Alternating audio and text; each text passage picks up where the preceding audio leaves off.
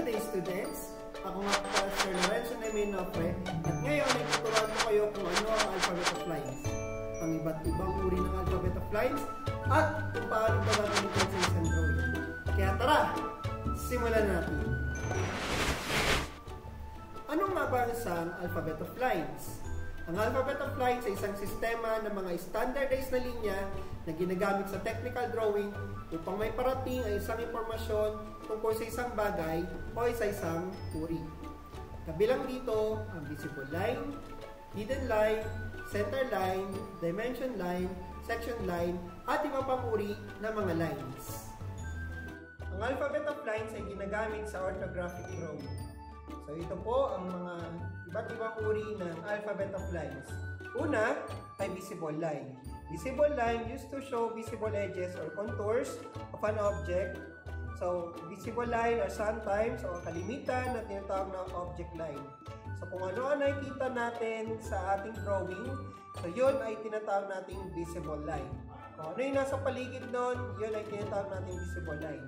Ang visible line ay ginagamitan ng medium line. Medium line, so gagamitan po natin siya ng pencil mongol number 2.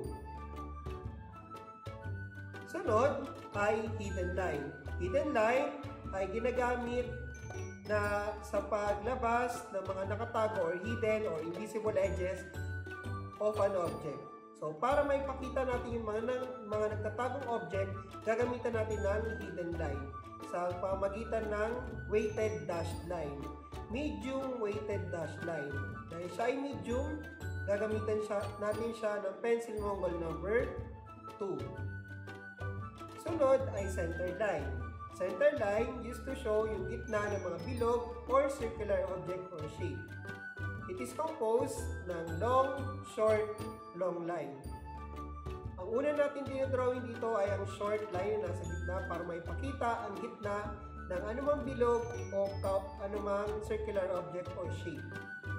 So, ang center line ay thin or manipis. Gagamitan natin siya ng pencil mongol number 1. Sunod ay section line. Section line ay pinapakita nito ang surface kung saan pinutol para mapakita kung ano yung nasa loob ng isang object. So, makikita ito sa pamagitan ng 45-degree line at gagamitan ito ng protractor. Ang section line ay composed ng medium line. Dahil medium line, gagamitan natin ito ng pencil mongol number 2. Sunod, extension line at dimension line. Dito muna tayo sa extension line. Extension line ay ginagamit para mapakita ang size o sukat ng isang object. So, paano nga ba ito? So, merong number sa gitna at merong arrow sa both ends para maipakita ang sukat ng isang bagay. Kasama dito ang extension line. Extension line indicates the limit ng dimension line. Ito ang nasa dulo, magkapilang dulo ng ating dimension line. Dalawang linya kung saan sinasabi kung hanggang saan ang limit o yung dulo ng ating dimension line. Ang dimension line at ang extension line ay thin or manipis. So, gagamitan natin siya ng pencil mongol number 1. Sunod ay leader line. Leader line used to direct descriptive major information, notes, or special dimension. So, nagbibigay po ito ng pangalan, notes, o mga sukat din. So, ang leader line ay horizontal line din naka-angle with arrow sa dulo. So, ang leader line ay thin or manipis lang. So, gagamitan natin siya ng pencil mongol number 1. Sunod ay cutting plane line. Cutting plane line used to show where the section that has been taken. Kung saan po kinuha yung pinutol natin doon sa section line. Now, cutting plane line is thick or makapal.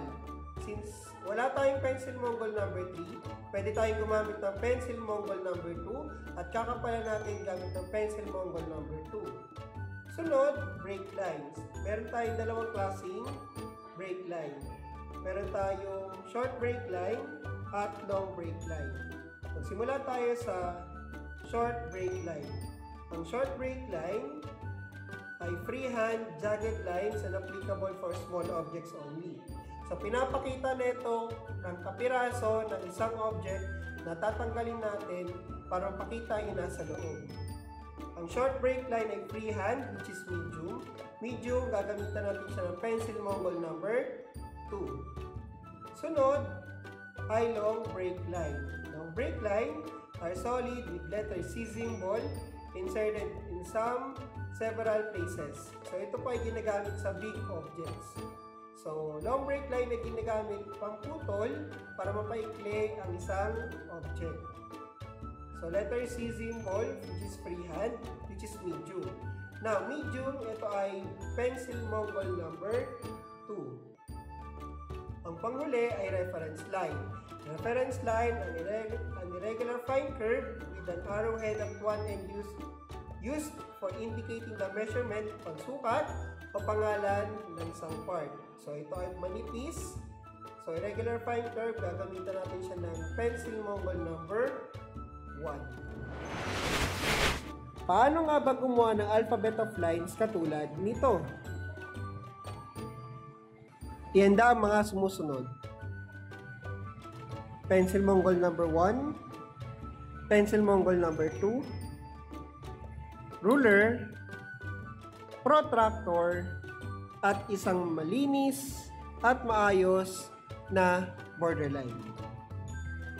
Gamit na ating pencil Mongol number 2 at ruler, maglagay muna tayo ng horizontal line dito sa baba, kahilera ng ating pangalan. Dahil kahilera siya ng ating pangalan, 4 cm, ilagay natin sa 0, at linyahan natin siya. Gamit ng pencil Mongol number 2.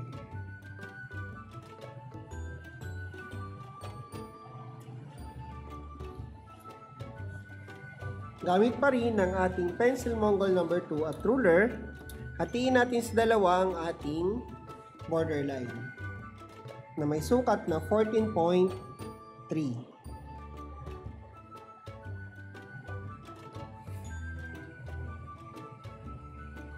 Hatiin natin sa 5 ang ating borderline na may sukat na 3.1. So, gagawa tayo ng 4 na 3.1 para mahati siya sa 5.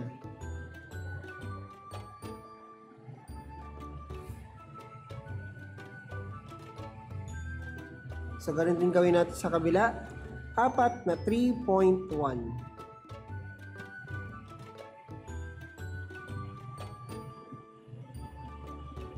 Gamit na ating ruler at pencil Mongol number 2, gawa tayo ng horizontal line.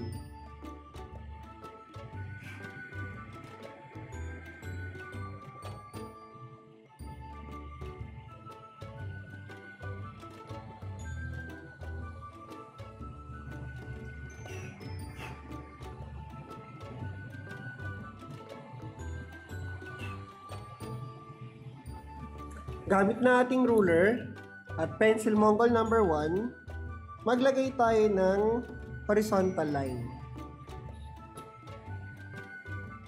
na may sukat na 2 cm.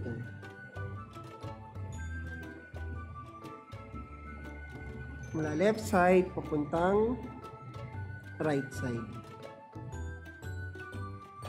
Gawin natin to sa lahat ng boxes.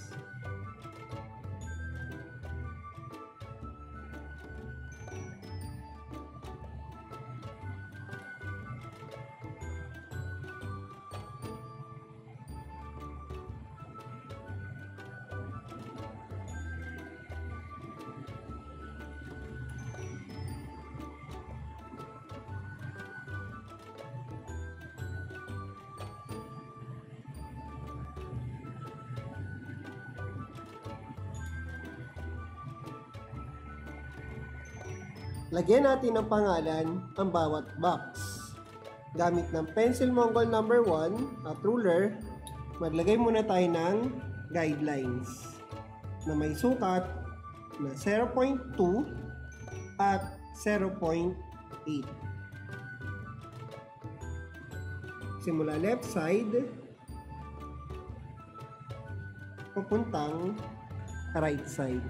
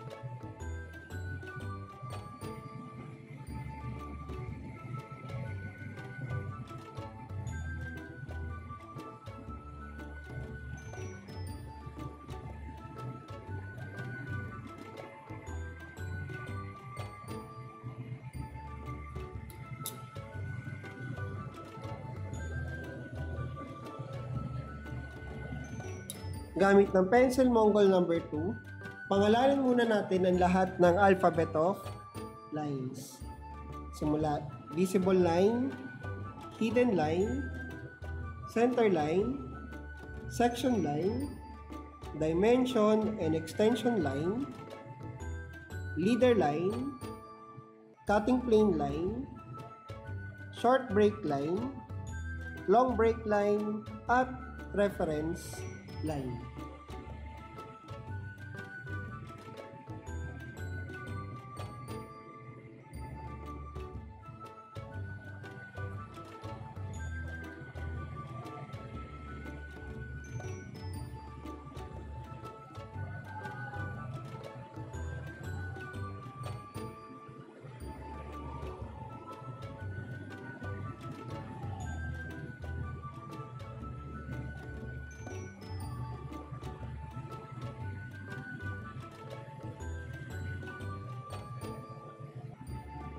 Gawin natin ang ating visible line. Dahil ang visible line ay isang medium line, gagamit tayo ng pencil Mongol number 2 at ruler. So gawa tayo ng isang visible line simula 1 cm papuntang 13.5 cm. Sundan natin ang ating guideline kanina.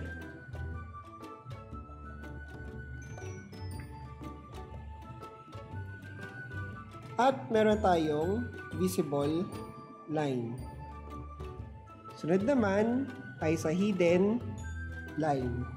Ang hidden line naman po ay isang medium line at dashed line. Dashed na may sukat na 0.3 ang line at 0.1 ang space. Muli, hidden line ay puro dash na may sukat na 0.3 ang line at 0.1 ang space. So gagawin natin yan simula 1 cm papuntang 13.5 cm.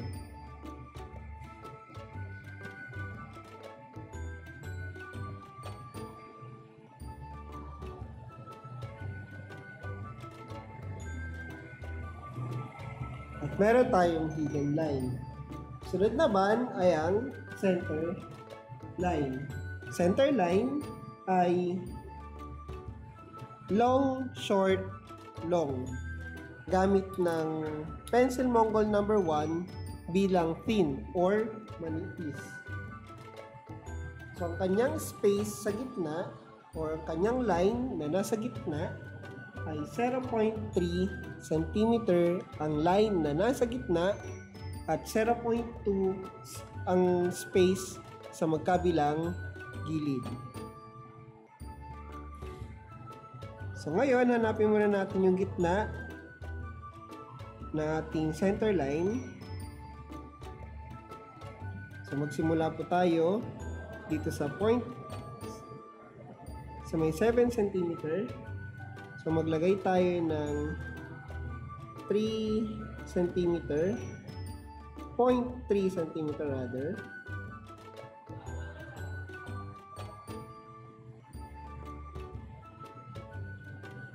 Tapos may 0.2 sa magkabilang gilid. Dito po sa kanan ay didiretso na po hanggang 13.5. Ganun din po, 1, 2 hanggang 1 cm. At meron na tayong center line. Pwede nating burahin yung nasa gitna para ma-emphasize ang nasa center line. Sa section line naman ay magdagdag tayo ng 0.5 cm gamit ng pencil Mongol number 1, 0.5. At para malaman natin ang height na ating section line.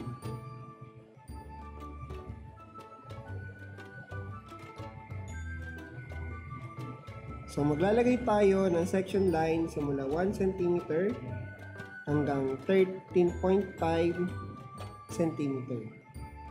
Now, ang section line ay naka 45 degree angle, kaya gagamitan po natin siya ng protractor. At ang section line ay medium line. So gamit po tayo ng pencil Mongol number 2. Naka 45 degree. So hanapin natin yung 45 degree dito. So patungkulan natin ng dito. Ito. At ang kanyang space ay 0.3 cm.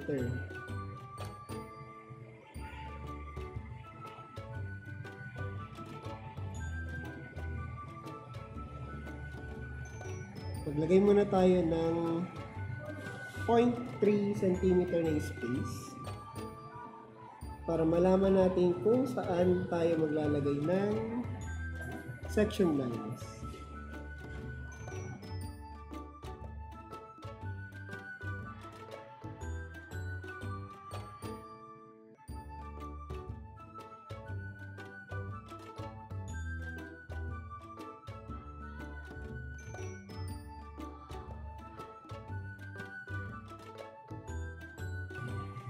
So maglagay tayo ng ating section line dito sa may bandang pangalawa na. Ilagay natin ating protractor, yung tuldok, dito sa pinakagitna. At iset natin sa 0, magkabilang gilid. At hanapin natin yung 45 degree. Lagyan natin ng marka.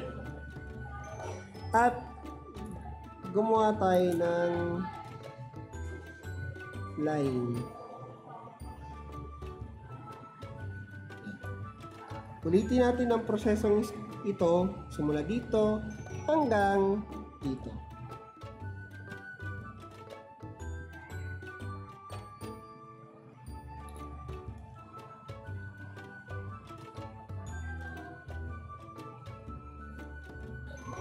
Sunod naman natin ay ang dimension at extension line.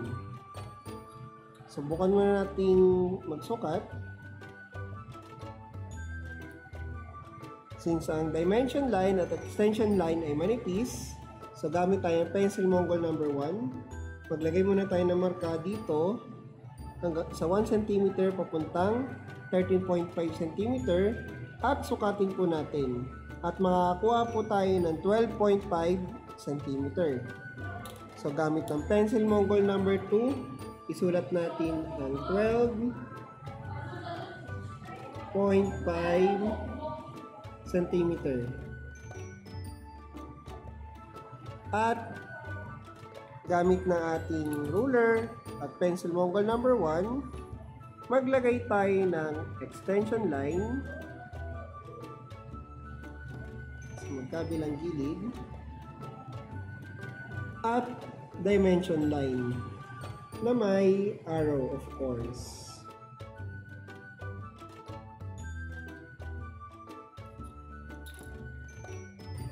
Leader line ay manipis na linya lang din or thin line. Gamit tayo ng pencil Mongol number 1 at ruler. So maglagay tayo ng marka muna sa 1 cm at sa 13.5.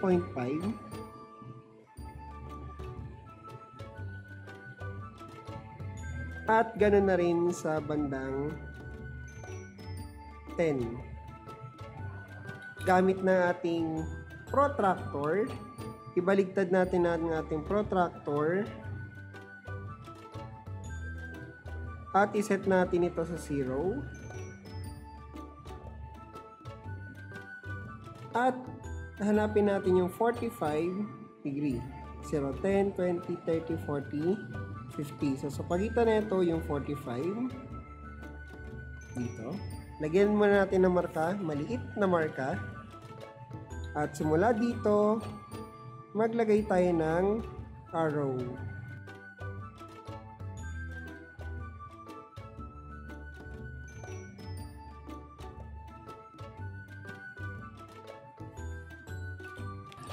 Sunod naman ay cutting plane line. Ang cutting plane line ay makapal or thick. So, gagamit po tayo ng pencil Mongol number 2 at ruler at kakapalan po natin ang ating line. So, maglagay muna tayo ng marka sa 1 cm at sa 13.5 cm. Ang cutting plane line, yung mga dash po niya sa gitna ay 0.6 ang kanyang line at 0.2 ang kanyang space. Unahin muna natin yung magkabilang gilid. Maglagay muna tayo ng 1 cm na makapal na linya sa magkabilang dulo. At dito tayo magsisimula ng ating 0.6 na line at 0.2 na space. Dahil nasimulan na natin na may line, so mag-space po tayo ng 0.2, then 0.6 na line.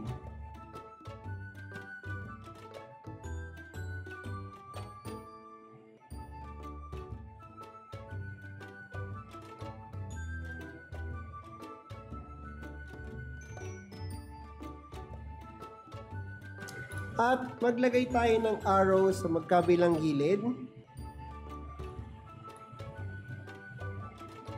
na may taas na 0.5 cm.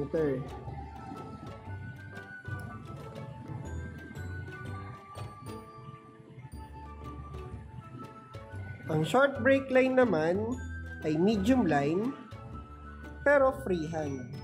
Freehand, ibig sabihin, hindi tayo gagamit ng ruler. Pero ngayon, maglalagay muna tayo ng sukat simula 1 cm papuntang 13.5 cm. Short break line ay jagged line, so freehand. So maglagay lang tayo ng wave. Hanggang sa umabot po tayo sa 13.5. Ang long break line naman ay may sukat. Long break line ay medium line. So, gamit tayo ng pencil Mongol number 2. Maglagay tayo ng marka sa 1 cm at 13.5 cm. Kung saan, paglagay din tayo ng marka sa 3 cm at 3.5.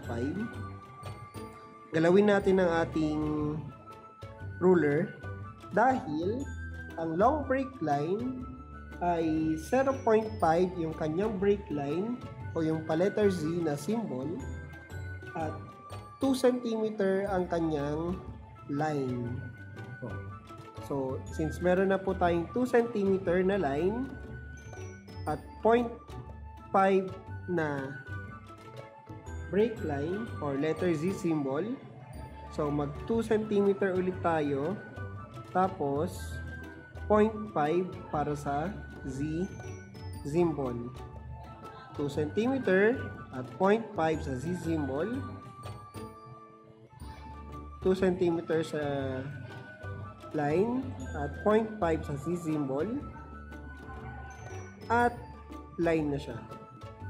Now, ang Z symbol ay freehand. Unahin po muna natin yung freehand. So, isang taas, isang baba, at isang connection line. Isang taas, isang baba, then connection line. Isang taas, isang baba, then connection line. Isang taas, isang baba, then connection line. Then, gamitan na po natin ang pencil Mongol number 2 ang iba. Connect natin gamit ng pencil Mongol number 2 ang lahat ng break lines or the Z symbol. Yan. Ang reference line ay thin line, irregular fine curve. So, gamit ng pencil Mongol number 1, maglagay lang tayo ng irregular fine curve at arrow sa dulo. At ganyan ang reference line. Now, maglagay tayo ng title dito sa baba. Ang title ay Alphabet of Lines.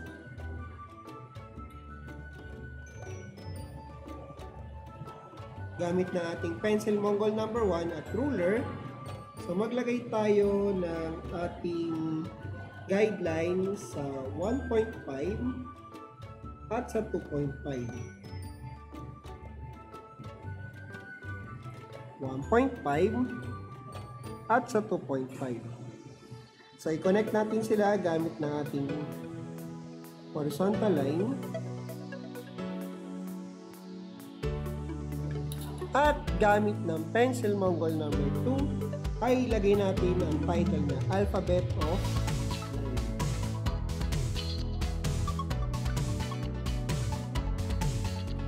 At ganito gumawa ng Alphabet of Lines. Ipasa ito sa takdang araw at tamang oras. Maraming salamat.